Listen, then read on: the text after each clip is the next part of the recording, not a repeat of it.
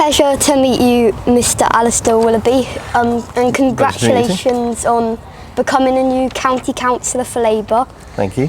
So, as this is your allocated area, how do you think Baldock is going to change in the next few years?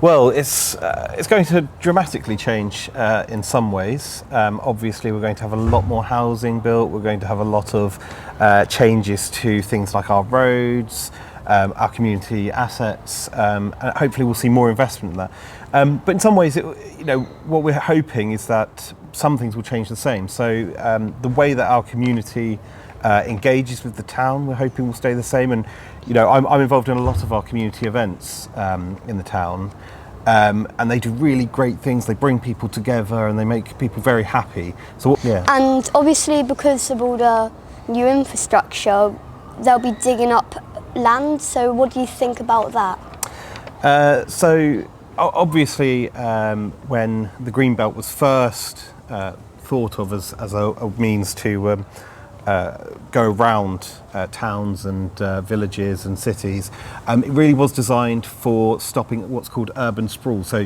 where one town or village becomes, leaks onto another town or village and sort of creates a conglomeration rather than having individual identities as towns and villages and cities.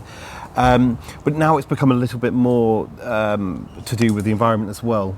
So obviously you went to this school too, and large parts of certain blocks have remained unchanged. And do you feel like a new school will need to be built? And if so, when do you think that would happen? Absolutely. Yeah, I absolutely do think that a new school needs to be built. I don't think that large parts of this school are very old, that were built in the 1930s, that have remained, as you say, remained the same.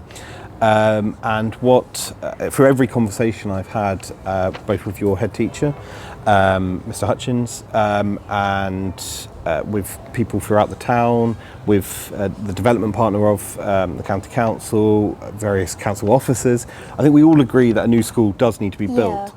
What's difficult at the moment is there is a funding gap that's potentially stopping a whole, like this school moving and being built there. So there's been a lot of conversations about that and a lot of work going on with that. And I've had lots and lots of conversations with our MP, Chris Hinchliffe, who has, on our behalf, gone out to speak to the Secretary of State for Education, the Department for Education, and with county officers as well, to really try and bridge that gap and push through to get some funding from the national government. A lot of this stuff takes a lot of time, though.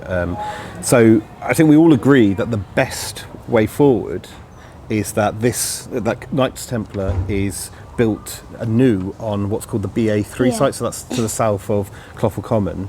But it really does come down to funding sometimes, and what we're really pushing for is that.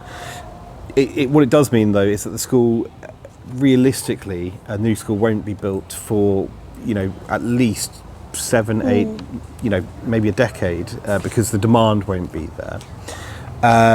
But we absolutely do believe that it should be built, yeah.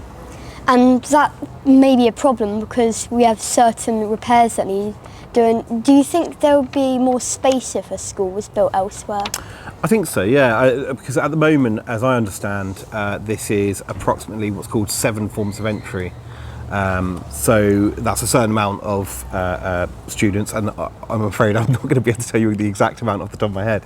But what they would look to do if they build this new school is go up to 10, maybe even 12 forms of entry, so significantly bigger.